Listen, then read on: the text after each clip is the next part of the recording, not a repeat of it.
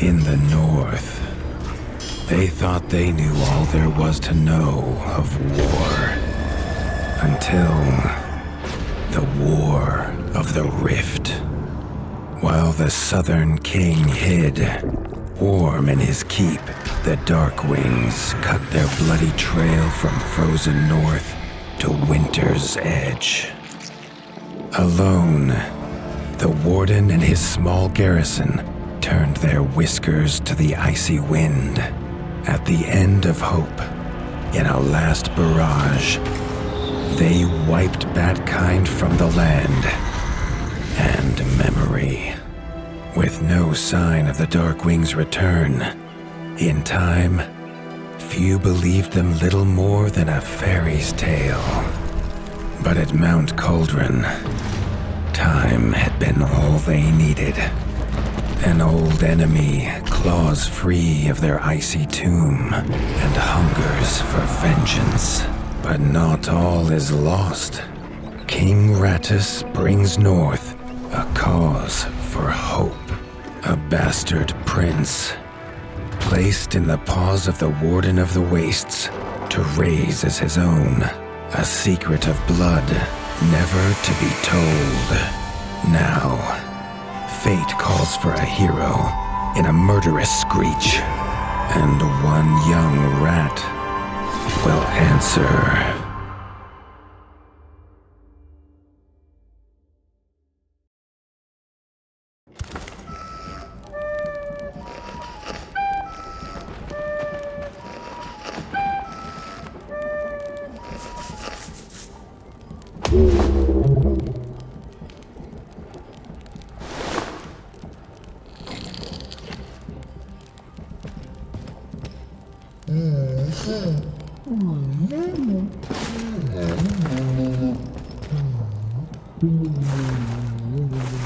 The stomp of his father's boots on the stair was how every morning began for Arlo.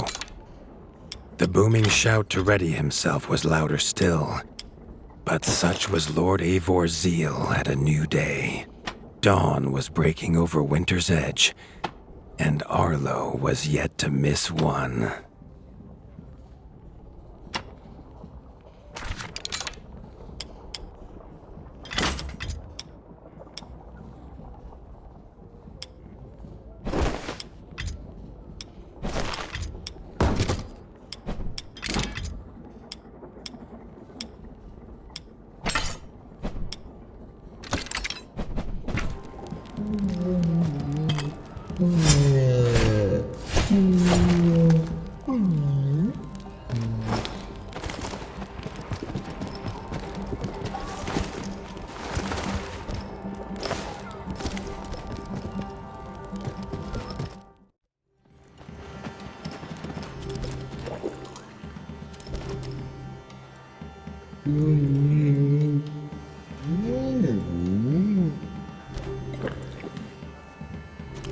The castle echoed with the horns of the returning hunters, bringing their night's bounty.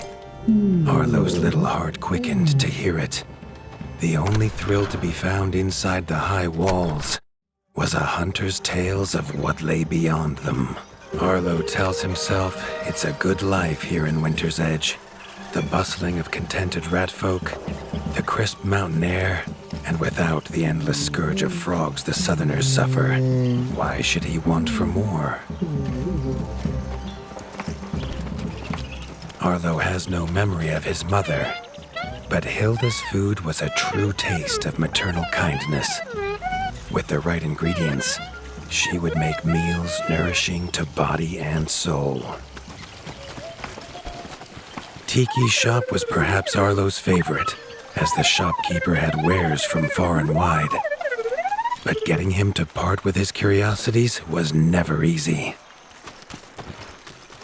There was no time for tales of the hunt today. Lord Eivor was already dividing what was an excellent haul, happy to see his people provided for. Arlo longed only to join the hunt, to see the ratdom or even the lands beyond. His father called it a fool's wish. Arlo's destiny was unshakable, much like the keep that would become his by birthright.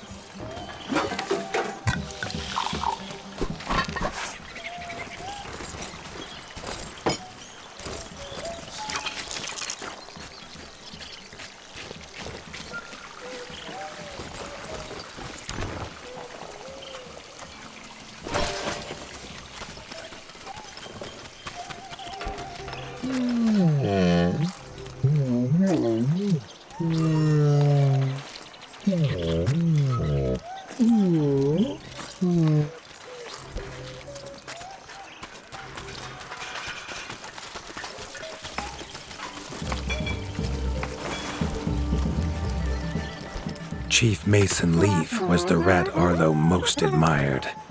As younger brother to Lord Eivor, his carefree uncle never faced the burden of being Warden of the Wastes.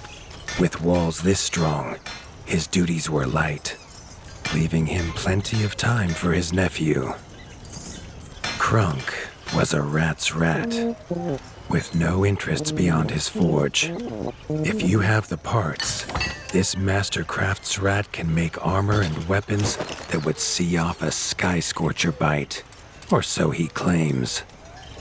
Arlo wondered how well they'd do against something that wasn't a myth.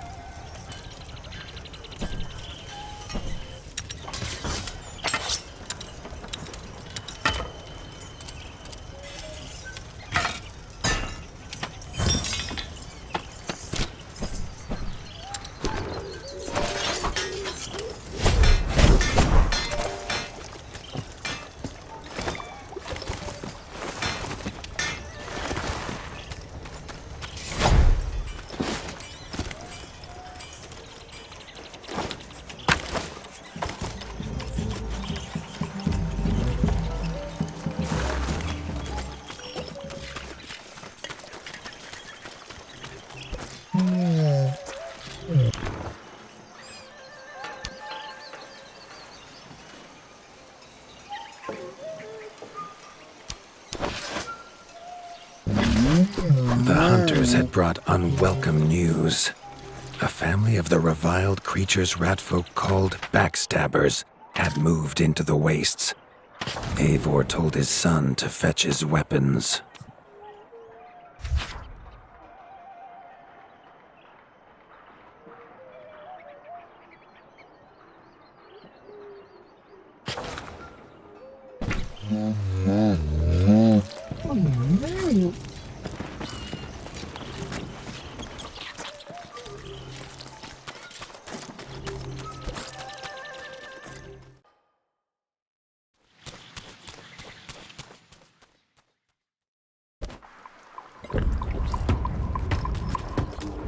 His father had no explanation for suddenly taking Arlo on a hunt.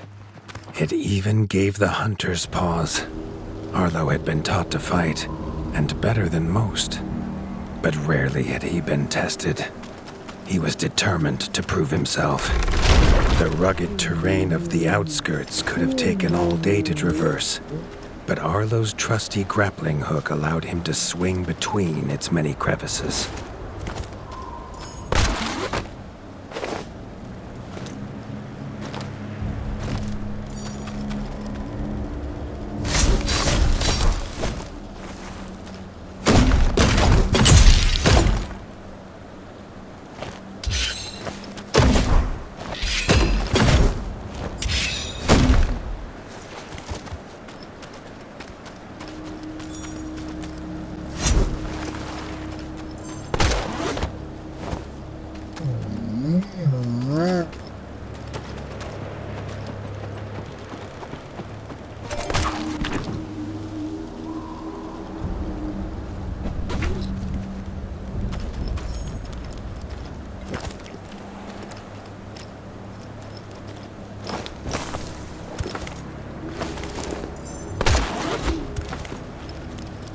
Arlo liked the feel of a sharp axe cutting through the vines. The wilds were part of his home, and nothing in them would frighten him.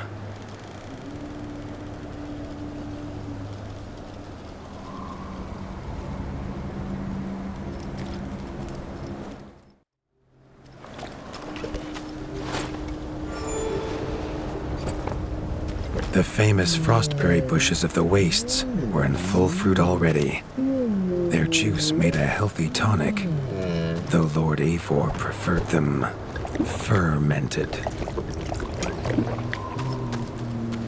His father was a sturdy rat, built for strength, not speed. So Arlo found it curious that he challenged him to a race.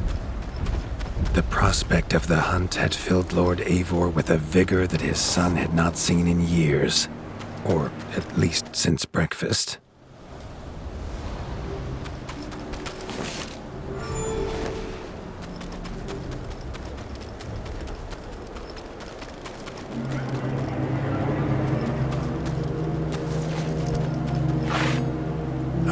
warden fights the hardest battles, he told Arlo, and needs the sharpest blade.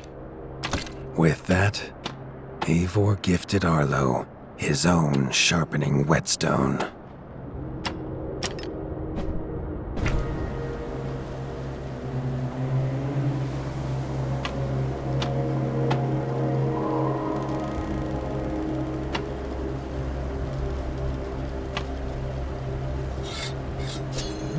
Whether these beasts were named for their spines or for some past unforgivable deed, no rat knew.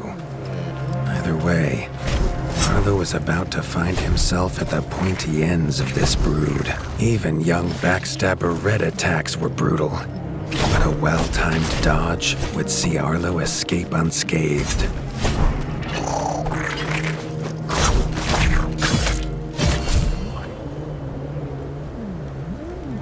This backstabber lived up to its name with its deadly white attack, but Arlo's shield could block the deadly spikes.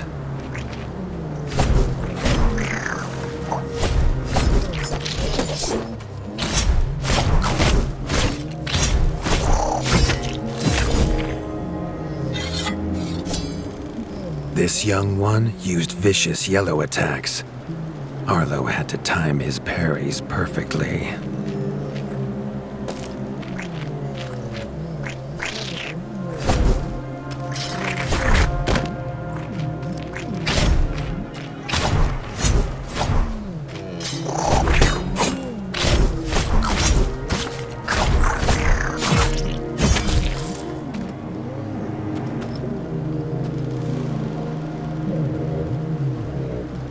This mother had left her young to fight alone, but the same could not be said of Lord Eivor as he leapt to his son's side.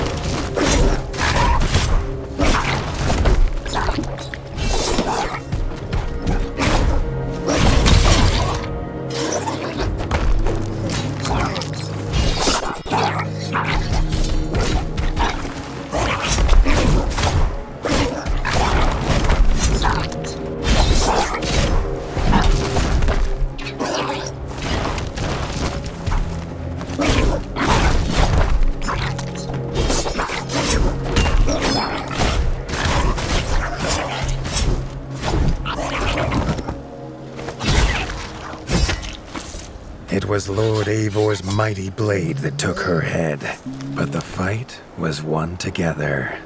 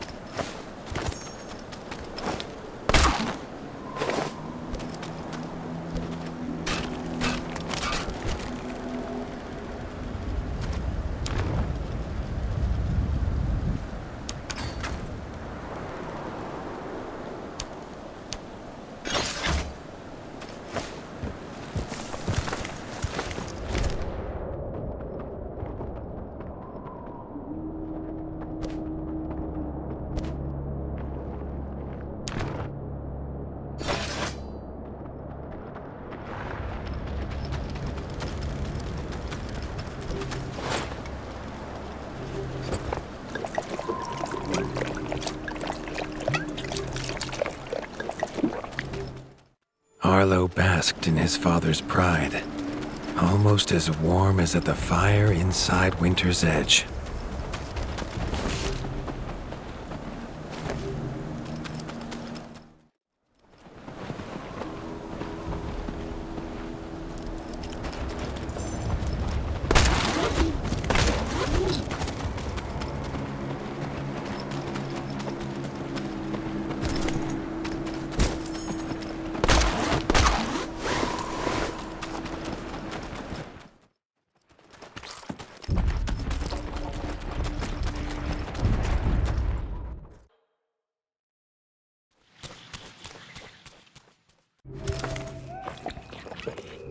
Triumphant and keen to tell the tale of his son's victories, Lord Eivor set to a night of drinking with the elders.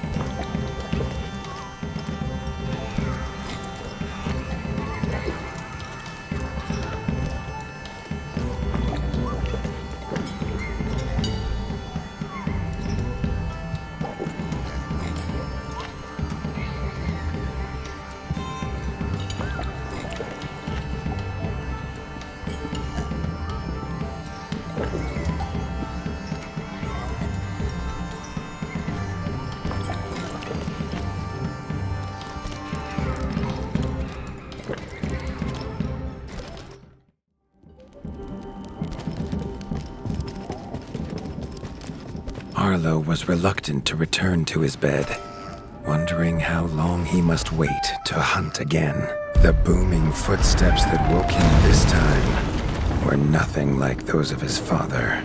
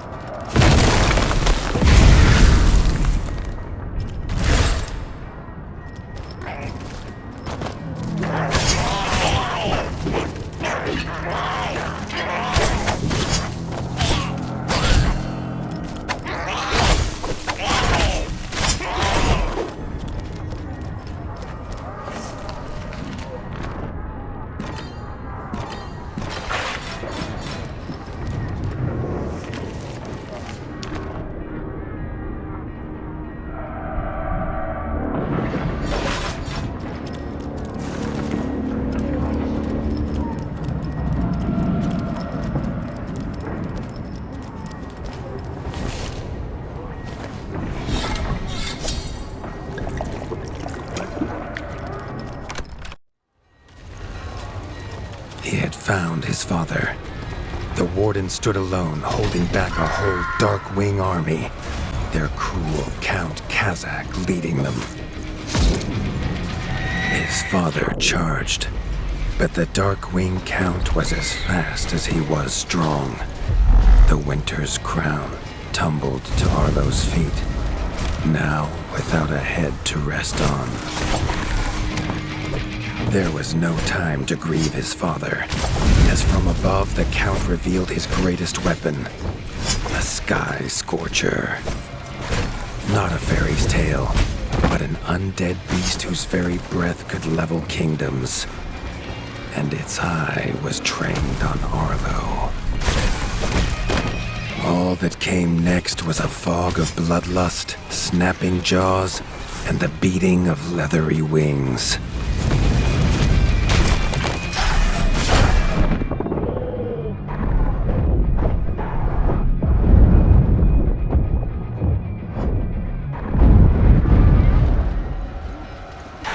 But there could be no victory. Arlo awoke, groggy and warm to his father's shouts. Only he wasn't in bed. The warmth was from the fire that had engulfed Winter's Edge, and the shouts were his uncle's. The only other survivor of the Darkwing attack, Leaf was bruised and his hind paws barely steady. He'd seen villagers flee to the outskirts. Arlo knew it was up to him to make them safe.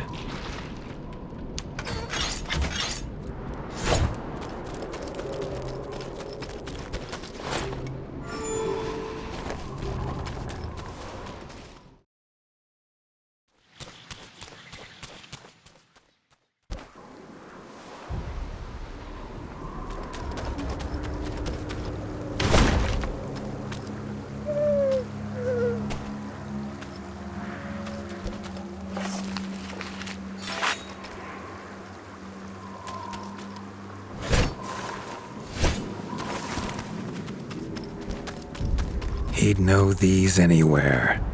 Krunk's smithy hammer and Hilda's chef's knife.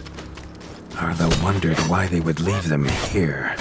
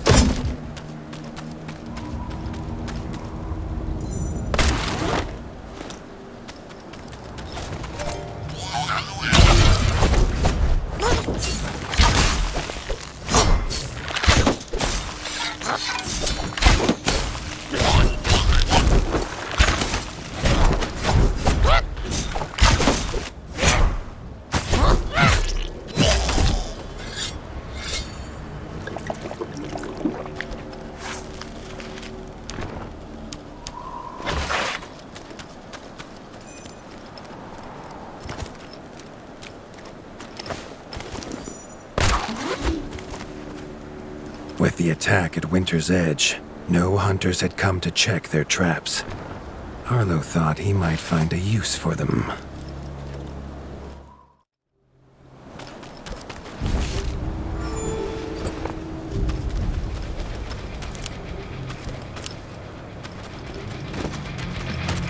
Arlo had found the reason his friends had fled. The taunting shrieks revealed that this was